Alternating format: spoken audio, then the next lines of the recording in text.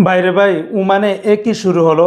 সকালে টাকার রেটটা আপনাদেরকে জানাতে না জানাতেই এর পরে বেলা 10টার পরে থেকে নিয়ে এই পর্যন্ত প্রায় ২ বার টাকার রেটটা কমেছে।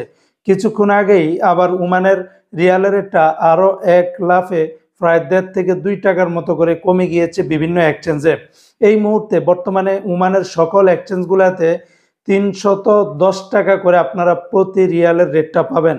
যা অনেক প্রবাসীদের জন্য বড় ধরনের দুঃসংবাদ। কারণ অনেকে টাকা পয়সা জমিয়ে রেখেছিলেন যে টাকার রেটটা হয়তো বাড়লে আপনারা দেশে টাকা পাঠাবেন। তবে এর বিপরীতে এক লাফে প্রায় গত ২-১ দিনে প্রায় ৭ থেকে ৮ টাকার মতো করে কমে গিয়েছে।